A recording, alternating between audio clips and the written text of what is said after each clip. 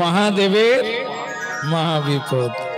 আমাদের মহা বিপদ পড়লে মহাদেবকে ডাকি, আবার আজকে শোনা গেল মহাদেবেরও মহাবিপদ। কিরকম হয়েছিল ভাগবত থেকে শুনছেন আপনারা।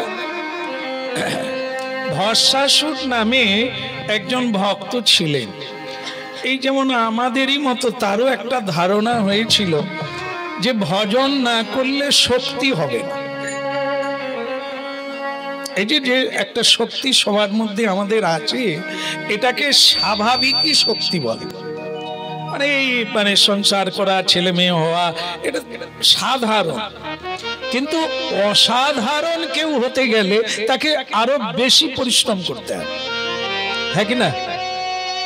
এই যা চলে যাচ্ছে, কিন্তু অসাধারণ ব্যক্তিত্বের দিক দিয়েও হতে গেলে খাটতে হবে, আর ধনী হতে গেলেও বেশি পরিশ্রম। বুঝতে পারছো? বলো রাধে রাধে। সবাই বোঝে গো, আমি বুঝি না। হ্যাঁ, একদম সত্য। পরিশ্রমের কোনো বিকল্প নাই। যদি কেউ বড় হবে তো পরিশ্রম। লটারির টিকিট কে বড় লোক হতে গেলে হতে পারবে না। কারণ কি জানেন তো, টাকার মর্যাদা জানবে না।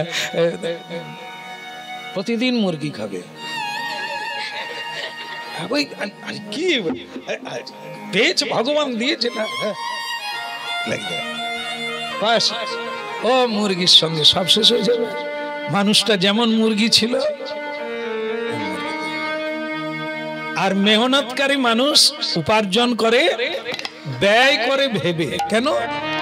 অনেক কষ্টের উপার্জন, সেটাকে অপব্যয় করে না।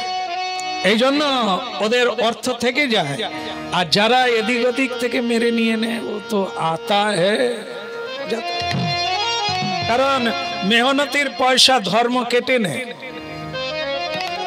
মেহনত যতটা করবেন ততটাই থাকবে, যেটা বাড়তি নেবেন ওটা কোন দিক দিয়ে যাবে ওর জানালা কেউ খুঁজে পায় না। যাবে, ওকে ধরে রাখা যাবে না। যেরকম দুগ্ধ কড়ার নিচে থাকে, জ্বালানি দিলে কি হয়? হ্যাঁ, বেড়ে যায়, শুধু নয় কমাতে কমাতে পড়েও যায়। কোনটা পড়ে যায়? যেটা এক্সট্রা দিয়েছিল। হ্যাঁ না, গাই বাছুর দেয়নি, গাই বাছুরের মালিক যেটা এক্সট্রা বাড়িয়েছিল সে চলে গেল। বলো রাধে রাধে। ও থাকবে না। হ্যাঁ, জ্বালানির দ্বারা ও মরে যাবে, জলও মরে যাবে, দুধও মরে যাবে। শেষকালে যেটা ক্ষীর দাঁড়াবে সেটা হচ্ছে খাঁটি। কেমন? বাকিটা চলেই যাবে। সে 1 কড়া করুন, 2 কড়া করুন, সে হয়ে এইটুকু, ওইটাই খাঁটি। ওটা জলে ছেড়ে দিলেও ভাসবে, কিন্তু দুধ জলে ভাসে না। জলের সঙ্গে দুধের মিশ্রণ হয়ে যায়, আলাদা করে না জল পাওয়া যাবে না দুধ পাওয়া যাবে। কিন্তু দুধ যখন মাখন হয়ে যায়, মাখন যখন হয়ে যায়, দুধ থেকে জ্বালানি দিয়ে দিয়ে সেই মাখনটা জলে ছেড়ে দিলে ভাসে, সে ডোবেও না আর মিশ্রণ হয়ে যায় না। তাই ভজন রাজ্যটা সেরকম, মানুষ আলাদা হয়ে যায়, নকলটা মরে যায়, আমি আমার মরে যায়, মায়াটা সরে যায়, খাঁটি হয়ে যায়। সে তখন সমুদ্র জলে ভাসে, সংসারের জলে ভাসে। তাকে না কেউ পারে কাঁদাতে, না কেউ পারে কষ্ট দিতে। সে সর্বদা হাসে, সর্বদা আনন্দে থাকে। এর নাম হচ্ছে মাখন। তা আমি যেটা বলতে চাইছিলাম সেটা হচ্ছে, ভস্মাসুর বলছেন আমি ভজন করতে চাই, না হলে বাড়তি শক্তি পাবো না। প্রত্যেক মানুষ আমরা যারা আছি, একটু বাড়তি কিছু পেতে গেলে আপনাকে বেশিক্ষণ করে একটু বসতে হবে, জপ বাড়াতে হবে, ধ্যান বাড়াতে হবে, একাগ্র বাড়াতে হবে, তবে দৈব শক্তির সঙ্গে কানেকশন হবে। পৃথিবীতে সব চাইতে বড় বল কি? ধনবল, দৈহিক বল, জনবল, অর্থবল, আর সব চাইতে বড় বল হচ্ছে দৈব বল, দৈবী, যেটা ভগবত শক্তি। তার কাছে সব বল ধূলিসা, পরাজয়। এই জন্য দৈব যার সহায় আছে, এ পৃথিবীতে কেউ পারে না তাকে পরাজয় করতে। আর সেই দৈব বল প্রাপ্তি হওয়া যায় শ্রী গুরুর কাছ থেকে। শ্রী গুরু ওই পদ্ধতিটা শিখিয়ে দেন কিভাবে আমরা দৈব শক্তি প্রাপ্ত হতে পারি। দেখেন, পুরাকাল থেকে একাল পর্যন্ত যারা যারা বড় হয়েছেন, কেউ তপস্যা না করে বড় হয়। বাল্মীকি মুনি, উনি গীতা লিখেছিলেন। আমারই হয়ে গেল। বাল্মীকি রামায়ণ লিখেছিলেন না? তাহলে দস্যু রত্নাকর কি লিখেছিল?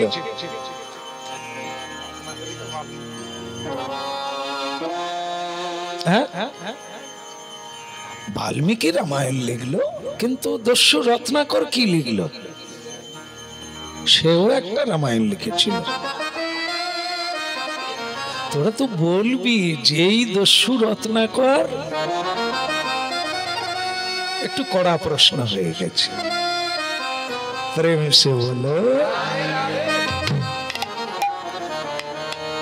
তাহলে রত্নাকর যখন দস্যু ছিল তখন সাধারণ শক্তিরও নিচে, কিন্তু যখন তিনি তপস্যা করলেন গুরু ধরে আশ্রয় নিয়ে দেবশ্রী নারদ ব্রহ্মাজির কাছে, তারপর তিনি মহাশক্তিমান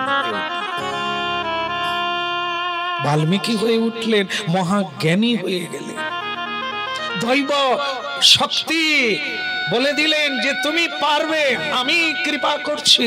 এ শক্তি সঞ্চারিত হলো। যিনি চোর ছিলেন তিনি এত বড় মুনি বনে গেলেন দৈব শক্তির দ্বারা।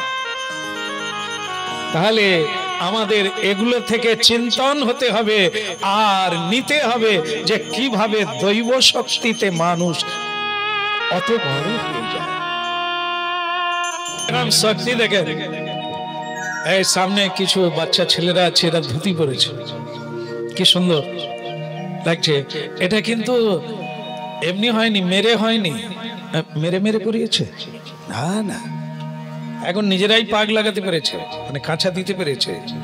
হ্যাঁ, তো এই যে ছোট ছেলেরা কি করে এলো? দৈব শক্তি। এদের মধ্যে দৈব শক্তি এসেছে, এরা লজ্জা পায় না, কিন্তু এদের অনেক বন্ধু আছে, কই পরান তো ধুতি একবার খুলে ফেলে দেবে। এখন আবার এই ছেঁড়া প্যান্ট কিনতে পাওয়া যায়। হ্যাঁ, বাপ রে বাস, এইরকম স্টাইল মারবে। কচি প্রণাম কর না রে। হ্যাঁ, দৈব শক্তি নাই, বাপ পাবি কোথা থেকে? মা কলসি ডুবাতে গেলে নিচু করতেই হবে, চাপ দিতেই হবে, না হলে ডুববে না, না ডুবলে জল ভরবে না। দৈব শক্তি পাওয়ার দুটো পন্থা, নাম আর প্রণাম। প্রণাম করো, দিব্য নাম কীর্তন করো, তোমার মধ্যে দৈব শক্তি কানেকশন হবে। কারণ কি, যেই নাম সেই নাম করলে কৃষ্ণ সংযুক্ত হয়ে যাচ্ছে না, আর কৃষ্ণ সংযুক্ত হয়ে গেলে সর্বশক্তি এসে যায়। তাই জন্য কি ভস্মাসুর চিন্তা করলেন যে ভজন না করলে মহাশক্তিমান হওয়া যাবে না, বহু লোকের উপরে চক্র ঘোরানো যাবে না, সবার চক্র আমার উপরে ঘুরবে, সবাই আমাকে দাপিয়ে রাখবে, চাপিয়ে রাখবে, কিন্তু আমি কাউকে কিছু করতে পারবো না। এটা করতে গেলে বাড়তি শক্তির দরকার, আর সেটার জন্য তপস্যার দরকার। কিন্তু এই হিন্দু সনাতনী ধর্মের কত দেব দেবী আছে কারো জানা নেই? কত দেব দেবী? ক্যামেরা দাদা কত? এ তো আবার কানে কি দিয়ে দিয়েছে, এ শুনে না। কত দেব দেবী আছে? এ আবার খালি এরকম করে কেন? বলার সময় বলে ৩৬ কোটি না কত? ৩৩ কোটি। তুমি গনেছো মা? কেউ গনে না। ৩৩ কোটি সবাই বলে বলে, আমিও বলি, আমিও গনে দেখি না। তারা যে প্রকৃত কোথায় কোথায় আছে তাও জানি না, তবুও বলছেন ৩৩ কোটি দেবতা। তাহলে আমরা কার ভজন করব? এটা তো একটা ভাবনার বিষয়। আবার ৩৩ বাদ দিয়ে দেয়, যদি ৩ জনও হয়, ৩ জনের মধ্যে কার ভজন করব? একটা তো জনম। ভগবান বিষ্ণু আছে, ভোলানাথ আছে, ব্রহ্মাজি আছে, কার ভজন করলে তাড়াতাড়ি হবে? এটা ভস্মাসুরের বাণী। মানে সময় তো আমাদের কম, রোজগার করব কবে আর ভোগ করব কবে? কি এই যে তুমি এখনো বাড়ি ঠিক করনি, ওই বাড়ি কে থাকবে? আমি তো আছি। আরে সে তো ইট বাড়ি আছে, পুরো ফুলফিল এখনো হয়নি। ওটা কার জন্য করছে? ওর জন্য না। ও বলে আমি ভাঙা ঘরে কাইটে দেব, বৌমা যেন ভালো ঘরে, কারণ মরে গেলে বাবাকে আলতা পরিয়ে দেবে।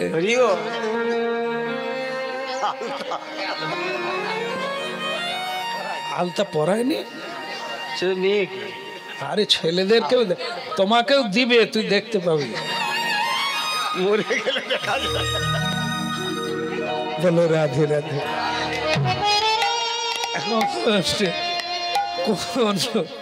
ভগবান তাড়াতাড়ি কৃপা করবে, এটা ভস্মাসুরের মাথায় মানে ঘুরঘুর করছে, কে বলে দেবে? তো দেবর্ষি নারদ উনি চিন্তা করলেন আমাকে একটু হেল্প করতে হবে। নারায়ণ নারায়ণ হরি হরি। নারদ ঋষি যেচেও বললেন না কাকে খুঁজছো, কি চাই, বা তুমি হরিনাম করবে কিনা, ওসব না। পাশ দিয়ে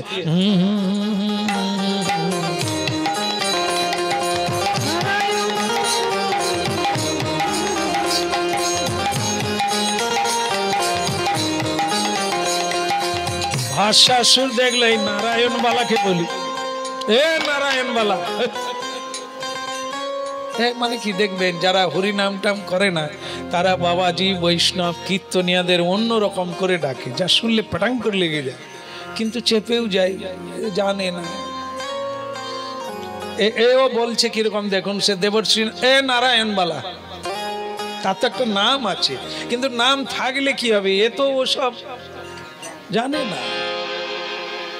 মাতালেরা মাতালদের চেনে, বৈষ্ণবেরা বৈষ্ণবদের চেনে, সাধুরা সাধুদের চেনে, অন্যরা চিনবে? তারা বলে ও নারায়ণ বালা, হ্যাঁ ও ঢোল বালা, এই যে খোলকে ঢোল বলে।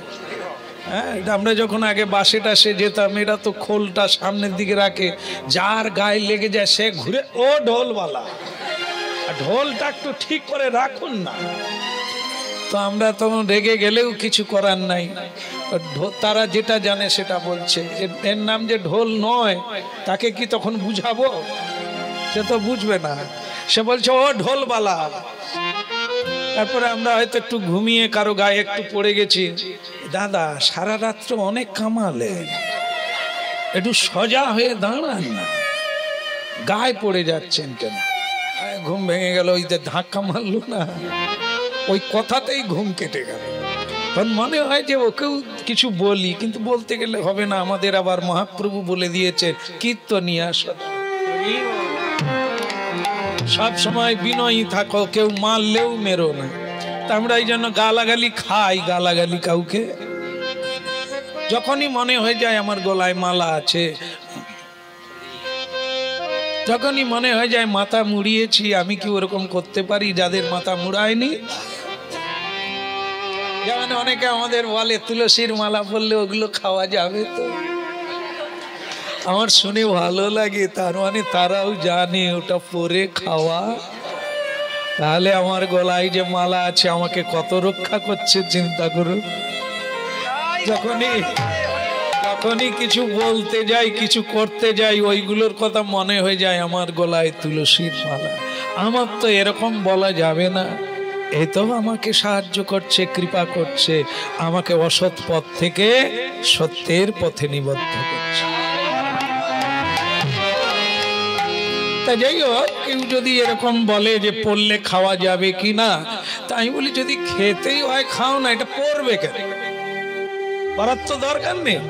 তা তুমি যখন খাবে আর এটা পড়লে যখন খাওয়া আটকে যায়, তাহলে তুমি পড়বে কেন? মা, পড়ার দরকার নেই, তুমি এখন খাও। যখন আর খেতে পারবে না, খাওয়া বন্ধ হবে, তখন তুমি আমার কাছে আসবে, আমি নিজের হাতে তোমায় মালা পরিয়ে দেবো। সে মা তখন বলে, না, আমার শাশুড়ি বলছে মালা না পরলে আমার হাতে খাবে না। তাহলে কি করবে? চিন্তা করো, শাশুড়ি মানে মা, স্বামীর মা মানে তোমার গুরুজন। তুমি না মালা পরলে উনি খাবেন না, তা তুমি কি করবে মা? বলে সেটাই তো নিয়ে ভাবনায় পড়েছি। তাহলে এখানে ভেবে লাভ নাই, বাড়ি চলে যাও, ভাবো, আর যদি মালা কিনো এখানে এসো। বললো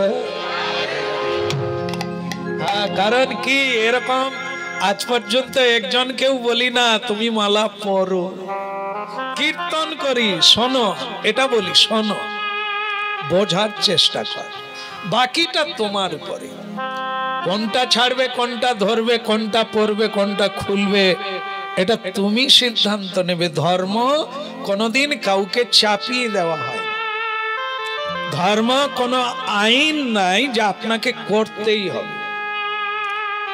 আপনার ভালো লাগে আপনি আসুন, প্রশ্ন করুন, আপনি গ্রহণ করুন, আর না ভালো লাগে আপনি আপনার জায়গায় থাকুন। কোন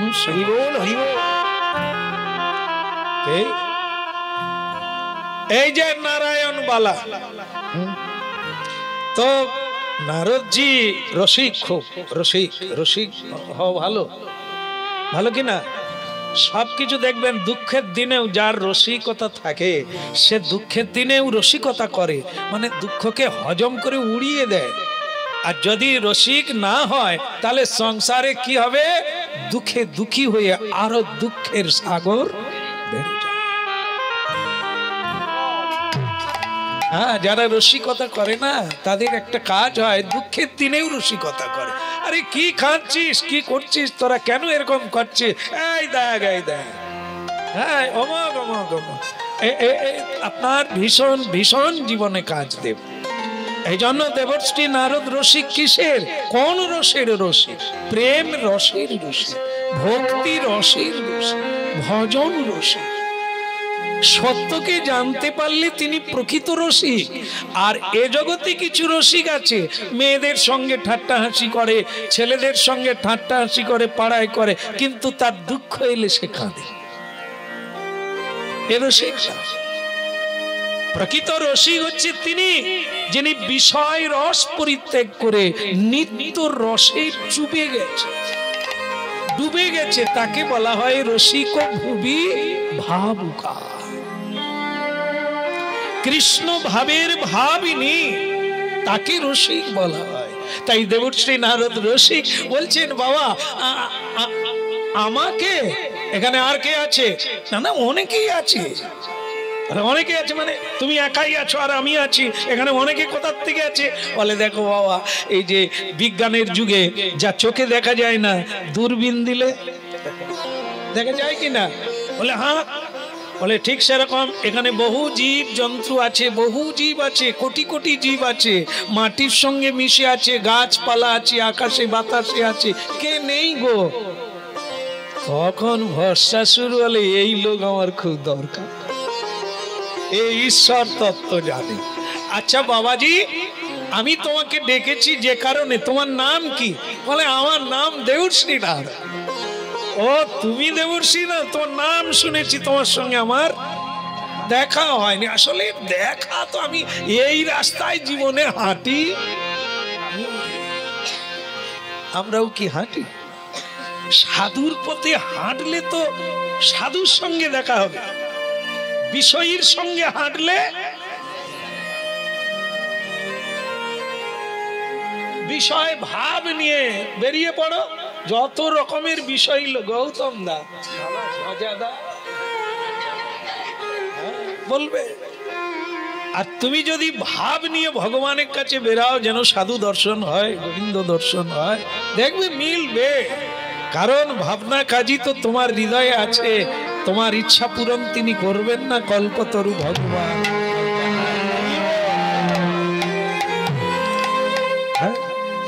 তা এই জন্য বলছে, আপনি বলুন তো কোন ভগবানের ভজন করলে তাড়াতাড়ি কৃপা হবে? আমি খুব তাড়াতাড়ি ভজন কৃপা পেতে চাই। কোন ভগবানের ভজন করলে খুব তাড়াতাড়ি কৃপা হবে, সেই ভগবানের নাম বলুন। দেবর্ষি নারদ শুধু জানতে চেয়েছিলেন ওর ভেতরের ভজনের ইচ্ছা কেন। আমার কিন্তু আজকের এই লীলা প্রসঙ্গ তোলা হচ্ছে, আমরা যে কীর্তন করছি ভস্মাসুরের মতো ভস্ম হয়ে যাচ্ছে, ভয়ঙ্কর জিনিস। এমনিতে তো ভজন কি জিনিস জানি না, যেইটুকু আমরা সাধু সঙ্গ করি, যেইটুকু সত্য কথা বলি, যেইটুকু হরিনাম করি, সেসব হারিয়ে যায়। কেন? এ ভস্মাসুর ভজন করে কিভাবে তার ভজন শক্তি নষ্ট হলো, নিধন হয়ে গেল। এ কথা শুনতে হবে, ভাগবতের কথা। কারণ আমরা যেটুকু করি কিছুই হয় না। যেই ঝগড়া, সেই ঝগড়া ক্রোধ, লাভ, পূজা, প্রতিষ্ঠা, লোভ, মোহ, মদ, মাশ্চর্য আরো বেড়ে গেছে, বই কমে না। কেন এরকম হচ্ছে? একে বলবে ভাগবত বলবে, মধ্যস্থ শ্রী ভাগবত পুরাণ। যে উত্তর দিতে পারে সেটা হচ্ছে ভাগবত পুরাণ, স্বয়ং ভগবানের বাণী। কি বলছেন দেখুন, নারদজি ভক্তি পরায়ণ এবং মহাজ্ঞানী, মহাপণ্ডিত আর মহাভক্তিধর। এই জন্য তিনি ভক্তি সূত্র গ্রন্থ লিখেছেন। ভক্তি ছাড়া কোনো শক্তি নাই। এই হলো সেই আমাদের জগৎ গুরু নারদ ঋষি। তিনি অন্তর্যামীও বটে। কে কি ভাবছে, কেন আমাকে ধরলো, কেন প্রণাম করলো, ও সব জানে। এই জন্য দেবর্ষি নারদ বুঝে নিলেন একে খুব একটা যা ভালো জায়গায় পৌঁছানো যাবে না। কেন বলুন তো? ভজন করবি, ভজন করবি, তাড়াতাড়ি পাবে মানে কি? এ ভোগী হতে চায়, যোগী হতে চায়। এগুলো মানে বড় সার্জেন ডাক্তাররা ধরে নেয়, আমরা চেপে গেলেও হবে। ছোটখাটো ডাক্তার চেপে গেলেও ধরতে পারে না, কারণ ওরা আল্ট্রাসাউন্ডও করে না, এক্সরেও করে না। আর সার্জেন ডাক্তাররা ধরে নেবে। তুমি বলছো আমি এটা করিনি, কিন্তু চোখ দেখলেই বলো।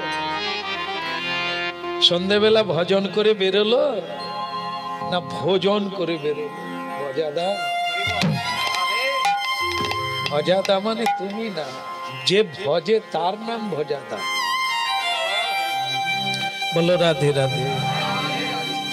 হ্যাঁ, তাই এই জন্য বলছেন আপনি বলুন কোন ভগবান তাড়াতাড়ি কৃপা করবে। দেবর্ষি নারদ বলে দেখো আমি একটা 3 ভগবান আছে, আমি তাদের কথা বলি। কোন ভগবান এর মধ্যে তাড়াতাড়ি কৃপা করবে তুমিও ধরে নেবে। বলি নাকি? বলি। এই ভগবান বিষ্ণুর কথা বলি প্রথমে। এর ভজন করবে যারা ভজন করেছে, নেড়া মাথা, ছেঁড়া কাঁথা, চোখের জল সার, গরু থাকলে মরে যাবে, বরজ থাকলে পুড়ে যাবে, ধান থাকলে শিলাবৃষ্টি হবে, সব দিক থেকে নাজেহাল করে ছেড়ে দেবে ভগবান। ওই জন্য ওর স্কুলে ছাত্র নাই। কেমন? তো তখন সেই ভস্মাসুর বলছে ওই শিক্ষকও আমার দরকার নেই, ও ভগবান আমার দরকার নেই, আমি ভজন করে সর্বসিদ্ধি প্রাপ্ত হতে চাই। ও নাকানি চুয়ানি খাবো আর সর্বহারা হব, আমি সেই লোক না। তুমি আর কোন ভগবান থাকে বের করো। বলে আর একজন ভগবান আছে, তার 4টা মুখ। বলে এটা খারাপ না, 4টা মুখ আছে মানে সব দিক লক্ষ্য নজর আছে। এ ভগবানের কিছু কীর্তির কথা বল। বলে এর কীর্তি কি বলবো? বাহনে চড়ে খালি বেড়াতে যায়। বলে বাহনটাকে? বলে হংস, প্যাক প্যাক করে হংস, 4 মাথা। নাম কি? বলে চতুর্বদন ব্রহ্মা। বলে তার আসল কাজটা কি? বলে আসল কাজ হচ্ছে সৃষ্টি করা। এ ভগবান চলবে না। এই সৃষ্টি করেই তো পৃথিবীতে বিশৃঙ্খলা বানিয়ে দিল। যত সৃষ্টি করছে খাবার দাবার কম পড়ে যাচ্ছে, আর খাবার দাবার কম পড়ে যাওয়া মানে কি? দাম বেড়ে যাচ্ছে। এই দাম বেড়ে যাওয়া মানে আমাদের কি দুর্দশা হচ্ছে? এ ভগবান বলো। এইবার বোঝন, বহু লোক দুঃখ করে, ছেলে মেয়ে 4টা 5টা হলে একটা লাভ ছিল কি? সব জায়গায় যেতে পারত। 2টো স্কুলে গেছে, 2টো আছে। খোকা জল 1 বালতি নিয়ে আয়, বলা যায়। খোকা একটু মশারির ডাল কিনে নিয়ে, যেটাকে আপনারা মুসুরি বলেন আর কি, কিনে নিয়ে আয়। কিন্তু কেউ নাই কাকে বলবেন। এই সরকার আইন করে দিয়েছে 2টোর বেশি হবে না, নিলেই আইন অমান্য করা হবে। কি তো এই জন্য হয় না, এটা খারাপ।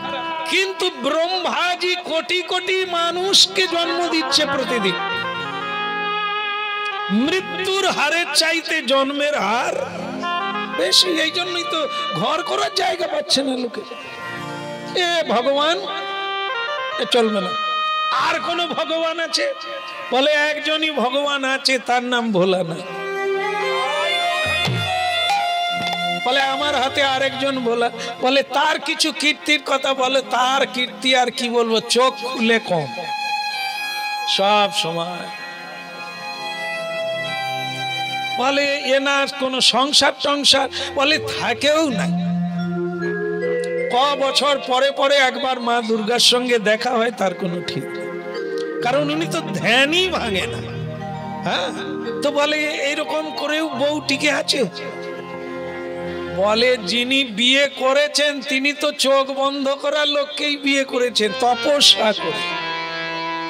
বলে যিনি বিয়ে করেছেন তিনিও কুমারী বেলা ওই ধ্যানমগ্নকারী ভগবানকে পাওয়ার জন্য কুমারী বেলা ধ্যান করে ওনাকে পেয়েছে। শাশুর বলে তাহলে দাম আছে। মানে যে চোখ বন্ধ করে থাকে মানে ঘুমায় না, আর উনি কুড়ে লোক নয়, তাহলে না হলে ওকে বিয়ে করার জন্য কেউ আবার তপস্যা করে? বলো। এই ভস্মাসুর বলছে আচ্ছা ইনি লেনদেন কিরকম করে? লেনদেন মানে কি? মানে কি দিলে কি দেন, কতটা দিলে কতটা দেন। লেনদেন কিরকম আছে? সব ভগবানেরই একটা লেনদেন আছে। তো এই ভগবানের লেনদেনটা কিরকম? তো নারদজি বলছে এর লেনদেন একটু নিম্ন মানে। নিম্ন মানে কি? কম দাও বেশি পাবে। যেমন সামান্য একটু বেল পাতা দাও, বেল পাতাও দিতে হবে না। যদি বেল ডাল কেটে তুমি মারো ভোলানাথকে, ভোলানাথ বলবে আমার পুজো করছে। অল্পে সন্তুষ্ট, এই জন্য তিনি কি আশুতোষ, সন্তোষ। অল্পেই তিনি সন্তুষ্ট হয়ে যান। জল বাতাসা দিলেই যথেষ্ট, আর কিচ্ছু লাগে না। ভস্মাসুর বলে দেরি করবেন না, আমি তো এইরকমই সস্তায় ভগবান খুঁজছি, দিলে কম পাবো বেশি, আমি এই ভগবান চাই। বলে এর ভজন কতদিন পরে? বলে কতদিন বলা যাবে না, তবে অল্প দিনে দেখা দেন, কৃপা করেন, তিনি ভোলানাথ ছাড়া অন্য কেউ। ভস্মাসুর ঠিক করে নিলেন আপনি আর কারো নাম বলবেন না, এই ভগবানের ঠিকানা আমাকে বলুন, থাকে কোথায়? বলে ওইটা একটু মুশকিল আছে। ব্রহ্মার কাছে সকলে যাতায়াত করে, ব্রহ্মলোকে, বিষ্ণু লোকেও লোক যাতায়াত করে, কিন্তু কৈলাসে আজ পর্যন্ত কেউ যেতে পারে না। আপনারাও যাবেন, যেতে পারবেন না। আজও পর্যন্ত কৈলাস পর্বতের উপর দিয়েও কেউ যেতে পারে না, আর তার উপরেও কেউ চড়তে পারে না। পর্বত আরোহী যারা হাজার হাজার উঁচুতে উঠছে, শিখরে উঠছে, কিন্তু আজ পর্যন্ত ভোলানাথ যেখানে আছেন ওই পর্বত শিখরে কেউ উঠতে পারে না। নানা ভাবে বহুজন মারা গেছেন যারা দুঃসাহসিকতা দেখিয়ে ওখানে পৌঁছাতে চেয়েছেন। আমাদের ভারতীয় নিউজে শোনা গেছে পাগল হয়ে গেছে, বহুদিন পরে তাকে পাগল অবস্থায় পাওয়া গেছে, বা ওখানে যে যত এগাবে তার চুল পেকে যাবে, দাঁত খুলে যাবে, বৃদ্ধ হয়ে যাবে, স্মৃতিশক্তি হারিয়ে যাবে, এরকম বৈজ্ঞানিক সম্মত। আজ এটা নারদজি বললেন ওখানে যাওয়া যায় না। বলে তাহলে ওই ওনাকে পাওয়া যাবে কি করে? তপস্যা করো, ধ্যান করো, তার শরণ নাও, তার পুজো করো, তার মূর্তি বানিয়ে পুজো করো, তুমি অচিরাত পেয়ে যাবে। উনি আসবেন, ভক্তের কাছে আসেন, আর কৃপা। নমঃ শিবায়, নমঃ শিবায়, নমঃ শিবায়, নমঃ শিবায়, নমঃ শিবায়, নমঃ শিবায়। সত্যং শিবং সুন্দরং, সত্যং শিবং সুন্দরং, নমঃ শিবায়, নমঃ শিবায়। সত্যং শিবং সুন্দরং, সত্যং শিবং সুন্দরং, নমঃ শিবায়, নমঃ শিবায়, নমঃ শিবায়, নমঃ শিবায়, নমঃ শিবায়। ডুম ডুম ডুম ডুম ডুম ডুম ডুম ডুম ডুম ডুম বাজায়, নমঃ শিবায়, ডুম ডুম ডুম ডুম ডুম ডুম ডুম ডুম বাজায়, নমঃ শিবায়, নমঃ শিবায়। ডুম ডুম ডুম ডুম ডুম ডুম ডুম ডুম ডুম ডুম বাজায়, নমঃ শিবায়, নমঃ শিবায়। ডুম ডুম ডুম ডুম ডুম ডুম ডুম ডুম বাজায়, নমঃ শিবায়, নমঃ শিবায়, নমঃ শিবায়, নমঃ শিবায়। ওম নমঃ শিবায়। শান্তায় করণত্রয় হেতবে নিবেদয়ামি চাত্মা তং গতি পরমেশ্বর শিবায়।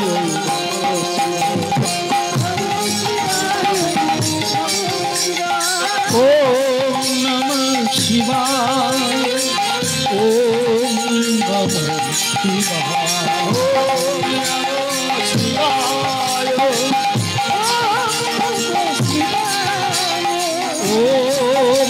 নমঃ শিবায়, ওম নমঃ শিবায়।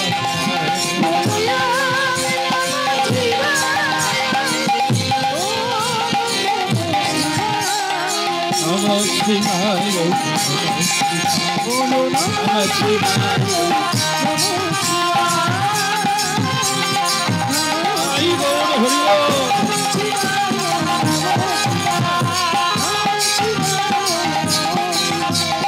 নমঃ শিবায়, নমঃ শিবায়, নমঃ শিবায়।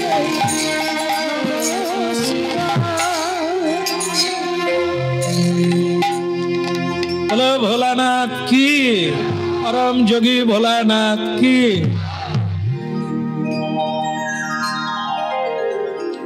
কথা যা কাজ তা, অল্পে সন্তুষ্ট হন তো, অল্প দিনের তপস্যায় ভস্মাসুর সিদ্ধি লাভ করে নিল। স্বয়ং ভোলানাথ জি এসে গেছে। করুণাময় ভগবান ভোলানাথ অল্পে সন্তুষ্ট হয়ে যান, প্রিয় ভক্তকে বরদান করার জন্য প্রস্তুত হয়ে যান। আরে বেটা চোখ খোলো, क्या चाहिए? बोलो बेटा, प्राण खुले बोलो, जो चाहे वही मिले। बोलो राधे राधे। যারা শ্রীকৃষ্ণ ভজন করছিলেন এতদিন বদলে নেবেন নাকি আবার? যে এরকম ভগবান অল্প দিন করলেই এসে যাবে, আর কি চাই বলো? যাই হোক, সেটা করবেন কিনা এই শেষ পর্যন্ত। তো ভস্মাসুরের সামনে স্বয়ং ভগবান তো এসে গেলে, এটি খুব সুন্দর জিনিস।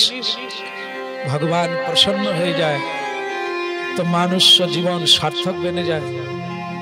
এর জন্যই এত, সে সংসার বলেন, যোগী বলেন আর ঋষি বলেন, এই দিনটার জন্য সবাই আমরা অপেক্ষা করি।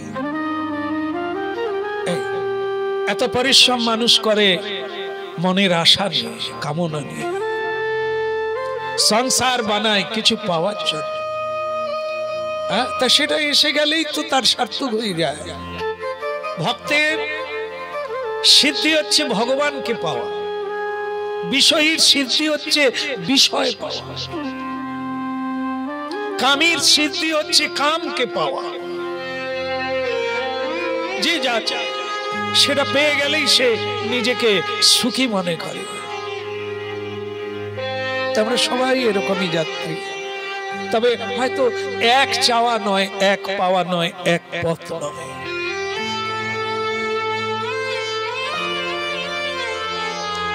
কারো অল্প দিনে হয়ে যায়, কারো মাঝখানে হয়, কারো শেষে হয়, কারো আবার পরজন্মে চলে যায়।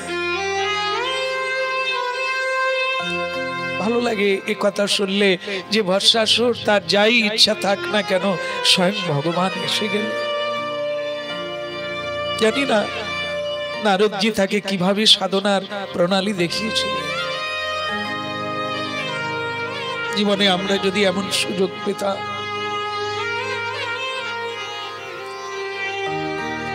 ভগবান শ্রীকৃষ্ণকে একবার প্রণাম করতে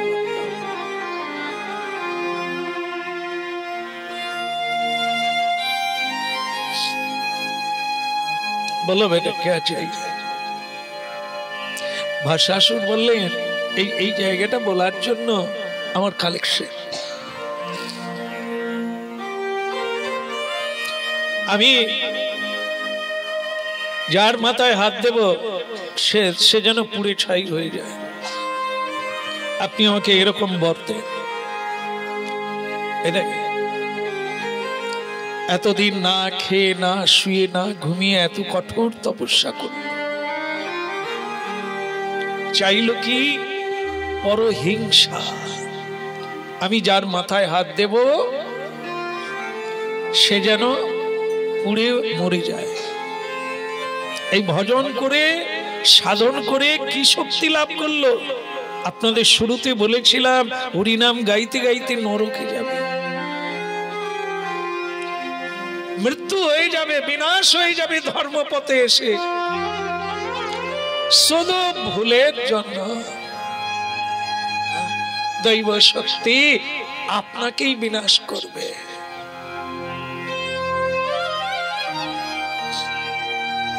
আমরা যেখানে বাজি কারখানায় গানে যাই,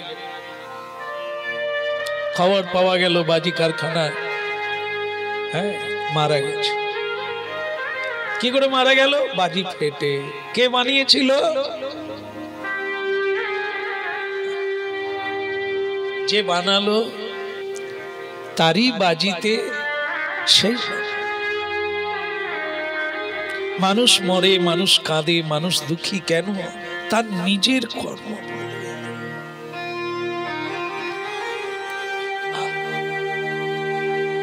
মানুষ শুরু থেকে ভুল করে এমন, নিজের লালায় নিজেই গুটি কাটে, গুটি পোকায় গুটি কাটে, আপনার লালে আপনি মরে। ভস্মাসুর দেবাদিদেব পরম বৈষ্ণব চূড়ামণি, যার কৃপা না হলে বিষ্ণুর কৃপা হয় না, যার সামান্য কৃপা দৃষ্টি হলে হরি প্রেমে বিভোর হয়ে যেতে পারে জীবকুল। তার কাছে কি চাইতে হয়? চেয়ে নিল কি, আমি যার মাথায় হাত দেব সে যেন পুড়ে ছাই হয়ে যায়। ভোলানাথ পরম ভগবান তিনি বললেন তথাস্তু। মানে ওনারা কোনোদিন না বলতে জানেন না, যে যা চায় তাকে তাই দিয়ে দেন, না পাবে, তথাস্তু তাই হবে। ভোলানাথ চলে যাচ্ছে, বরদান করে ভস্মাসুরের মনে হলো বরটা সঠিক কিনা। কারণ নারদজি যখন ভোলানাথের কীর্তন করেছিলেন, তিনি কিছু কিছু কীর্তনও করেছিলেন যে উনি কখন কি বলেন ঠিক না, কাকে কি বলেন ঠিক নাই। এখন ওনার মনে পড়লো আমাকে যে বলে গেলেন তথাস্তু, হবে কিনা ঠিক না। তো তখন বলছে প্রভু, ভোলানাথ অনেকটা চলে গেছেন, তিনি বলেন কিরে বাপ, আমি তো বললাম তোর হবে, তুই যা চাইলি তাই হবে। বলে সেটা তো হবে, কিন্তু কি করে বুঝবো যে হবে? বলে তাহলে তুই করে দেখ। বলে এখানে তো মাথা নাই, আমি তপস্যা করেছি, হাত দিতে গেলে তো একটা মাথার দরকার, তো মাথা তো এখানে নাই, তুমি দাঁড়াও। ভোলানাথ বলে বিপদের শেষ নাই, তো মহাদেবের মহাবিপদ। ভোলানাথ একবার জটায় হাত বুঝে দিল, এরে গঙ্গা, জটা আছে তাই তুমি আছো, জটা যদি না থাকে, মাথা যদি না থাকে, তুমি কোথা থাকবে? হ্যাঁ, তা তখন ভোলানাথ কি করে, এবার একটু পা চালাতে হবে। হ্যাঁ, এবার ভোলানাথ লম্বা লম্বা পা ফেলে একবার মাঝে মাঝে ঘুরে দেখে, কিন্তু সেও তো ছাড়বার লোক নয়, মাথা চায় যায়। তো তখন নারদের সঙ্গে দেখা হলো। নারদ বলে কিরে তোর তপস্যা পূর্ণ? বলে একবারে আপনার কৃপায়, এত তাড়াতাড়ি যে ভোলানাথ মানে কৃপা করবে আমি বুঝতে পারি না, কিন্তু তোকে কে বর দিল? বলে ভোলানাথ, তুই এই যে বর নিলি তা কি করবি? বলে বরে কি চেয়েছিস? বলে আমি বলেছি যে হে ভগবান আমাকে বর দাও, যার মাথায় হাত দেব তার মাথা যেন ভস্ম হয়ে যায়, চুল পেকে না, চুল পাকে না, পুরো পুড়ে যায়। তো এটা বলেছি, এই জন্য উনি তথাস্তু বলছেন। নারদ বলে সর্বনাশ করেছে, এ আবার আমি একে বলে দিয়েছি সাধনা করতে, এ যদি আবার আমার মাথা খোঁজে কি কোনো, তখন তো গন্ডগোল হবে। তো সে তখন বলছে, আরে তুই জিজ্ঞাসা করিস নি যে প্রকৃত হবে কিনা? বললেন সেটা না বলে উনি তথাস্তু বলেই তো হাঁটা শুরু করলেন। বলে তুই হাঁট। ওনার মাথায় হাত দিয়ে দেয়। তাহলে ভোলানাথকে কি বিপদে ফেলার জন্য নারদ বললে? না না, জানে এর কাজ এমন একটা জায়গায় হবে, এখানে হবে না। হ্যাঁ, তো একবার এখন ওই যে কুরুক্ষেত্রে যুদ্ধ হচ্ছিল না, কর্ণের সঙ্গে যখন মূল যুদ্ধ হচ্ছে, কর্ণের সঙ্গে অর্জুন আর কর্ণের যুদ্ধটাই হচ্ছে মূল যুদ্ধ। তো সেটা কর্ণের সঙ্গে যখন যুদ্ধ হচ্ছিল, কর্ণ এমন একজন বীর যে স্বয়ং ভগবান অর্জুনকে বলছে আমি এখন রথ ঘুরাচ্ছি, তুমি যুদ্ধ বন্ধ করে দাও। বলে কেন? আমার শত্রুর সামনে আমি রথ ঘুরিয়ে নেবো কেন? আমি যুদ্ধ করতে চাই। তখন ভগবান বলছে সব সময় সব জিনিস মীমাংসা হয় না, আমি যা করছি তুমি তাই করবে এবং চিন্তা করে দেখো।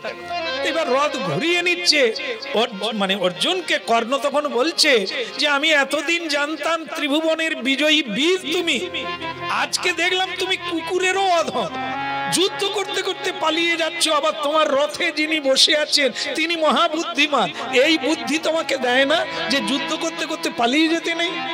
তাকে ভীরু বলে, ভীতু বলে। অর্জুন বলে তো ঠিকই বলছে, কৃষ্ণ আমি তোমার মতলব বুঝতে পারছি না। কেন? আমি তো ভীতু নয়, আমি তো যুদ্ধ করতে চাই, তুমি আমার রথ ঘুরাচ্ছ কেন?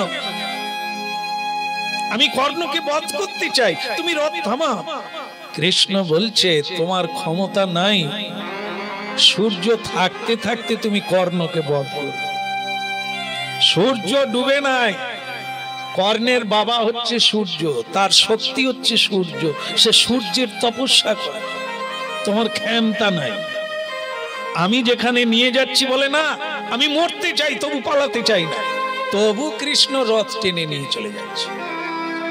আর কর্ণ সেও ছাড়বে না, ওর পিছনে পিছনে আসছে। তো তখন অর্জুন বলছে এটা কি হচ্ছে কৃষ্ণ সখা, কর্ণ আমার পিছনে আসছে। বলে সব সময় শত্রুকে সামনে রাখতে নাই, কখনো কখনো পিছনে ফেলতে, তাকে একটু দৌড়তে দাও না। কৃষ্ণ যে কি কারণে নিয়ে যাচ্ছে অর্জুনেরও মাথায় ঢোকে না। এই নিয়ে যাচ্ছে এমন একটা জায়গা দিয়ে রথ নিয়ে যাচ্ছে, অর্জুনের পিছনে পিছনে কর্ণ আসতে গিয়ে কর্ণের রথের চাকা কোথায় গাড্ডা আছে, কোথায় গর্ত আছে, কৃষ্ণ ছাড়া কেউ জানে না। এমন জায়গা দিয়ে রথ নিয়ে গেল, বাস ও কর্ণের রথের চাকা গর্তে বসে। সঙ্গে সঙ্গে কৃষ্ণ রথ ঘুরিয়ে নিয়ে বলছে এইবার মার। কি খায়, এই জন্য বুদ্ধিমান লোকের সঙ্গে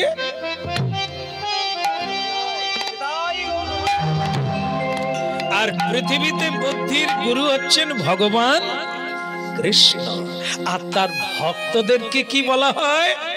আরো বড় চতুর ভগবানের চেয়ে। কেন না ভগবানের মতো চতুরকে বশীভূত করে কে?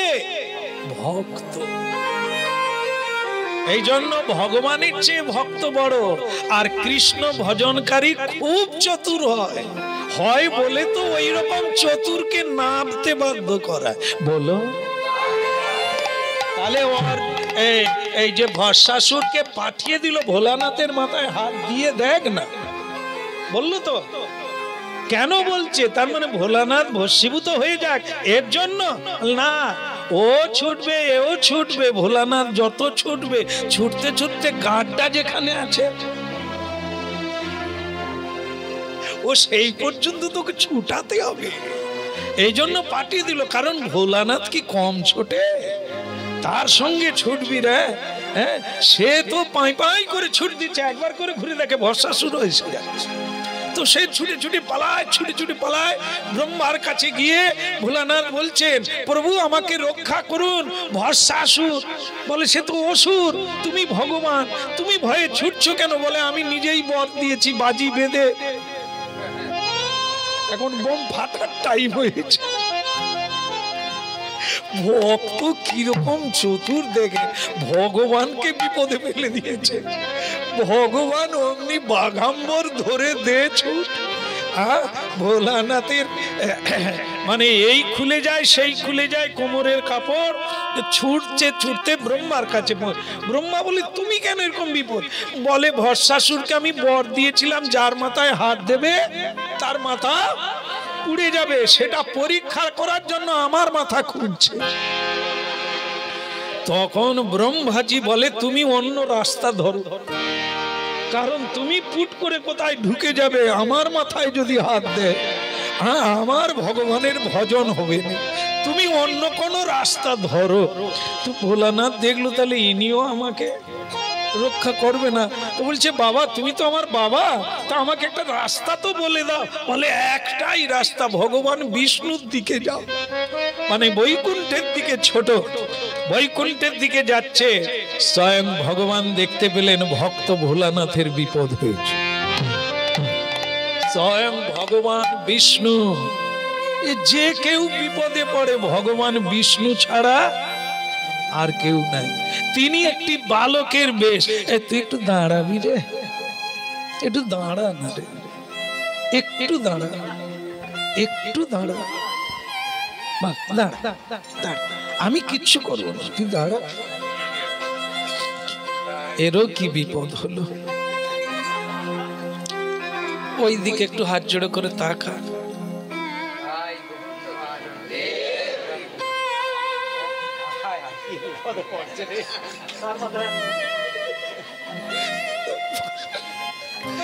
কি সুন্দর দেখতে না? মানে কি ভগবান ওইরকম একটি ছোট্ট বালকের রূপ ধারণ করে, ভোলানাথ তো চলে গেছে, অনেকটা এগিয়ে গেছে, আর ভোলানাথ যেই গিয়ে দাঁড়িয়ে গেছেন বিষ্ণুর মন্দিরে, বিষ্ণু বলছেন কি হয়েছে? আরে তোমার ভয় না, বলে ভস্মাসুর পিছনে আমার মাথায় হাত দেবে, আমি ভস্ম হয়ে যাব, প্রভু আমাকে রক্ষা করে। বলে কোনো চিন্তা নেই, আপনি বসুন, জল খান, হ্যাঁ প্রসাদ খান, আমি আসছি। ছোট্ট বালকের রূপ ধারণ করে হরি বল, জয় ভোলানাথ কি, ভোলানাথ কি, স্বয়ং ভগবান জয়ধ্বনি করছেন, ভগবান পঞ্চানন কি। ভস্মাসুর বলে তাহলে তো এ তো আমার গুরু ভাই, মানে আমিও তার ভজনকারী, এও তার ভজনকারী। এ খোকা, এদিকে ছুটতে দেখেছো কাউকে? বলে হ্যাঁ একজন ছুটে যাচ্ছে দেখেছি। তা তুই কাকে খুঁজছো? বলে ভোলানা। কেন তাকে খুঁজছো কেন? বলে তিনি আমাকে বর দিয়েছেন, যার মাথায় হাত দেব তার মাথা ভস্ম হয়ে যাবে, কিন্তু আমি সেটা পরীক্ষা করার জন্য ওনার মাথা খুঁজছি, ওনাকেই তো খুঁজে পাই না। তখন সেই ছেলেটা বলে জয় বাবা ভোলানাথ, তুমি ভোলানাথের ভজন করেছিলে? বলে হ্যাঁ। হায়, কত লোক ওনার ভজন করে আবার ওনাকে বাতিল করে অন্য ভজন শুরু করেছে। বলে কেন? বলে উনি যে কাকে কখন কি বলে আর কোনো কথা ঠিক নেই, যাকে যা বলে সে হয়নি, কারো কারো আবার হয়, কারো কারো হয়, তো বেশিরভাগ হয়। সে বলে দেখলো নারদ তো তাহলে ঠকালো, শুধু শুধু এতগুলো বছর আমি ভোলানাথের তপস্যা করলাম, তাহলে এই যে আমি ওকে বর দিয়ে গেল যার মাথায় হাত দেব, বলে হতেও পারে না হতে, ও কোনো ভরসা নাই, কারণ গাঁজা ধুত্রা ভান খেয়ে পড়ে থাকে, ওর কথার কি মূল্য আছে? ভস্মাসুর বলে কথাটা ঠিক, তাহলে আমি কি করি বলুন তো, ওকে তো খুঁজে পাই না যে তার মাথায় হাত দিয়ে একটু দেখি। তখন ভগবান বলে তার মাথা নাই থাকবে না, না তোমার মাথায় কি বুদ্ধিও নাই? ওর পিছনে এতদিন ছুটছো কেন খামাখা? তোমার তো নিজের একটা মাথা আছে, তুমি হাত দিয়ে দেখো না, দেখো না, হাত দিয়ে দেখো। সে বলে তুমি একটা বালক হয়ে এত সুন্দর কথাটা ধরতে পারলে, আমি ধরতে পারি? শুধু শুধু অন্য লোকের মাথার পিছনে ছুটছি, আরে আমার তো নিজের। এই দেখো, সত্যি তুমি ভালো ছেলে। হ্যাঁ, সে ছেলে তখন বলে ওই ভোলানাথের বর নেয়, ওর কোন ঠিক না, তুমি নিজের মাথায় হাত দিয়ে দেখো কিচ্ছু। সে বলে তাই তো, এতক্ষণ দেখলেই হয়ে যেত কাজ। হ্যাঁ, তাই ভালো। হ্যাঁ, আমি অন্য লোকের আবার ভজন করব।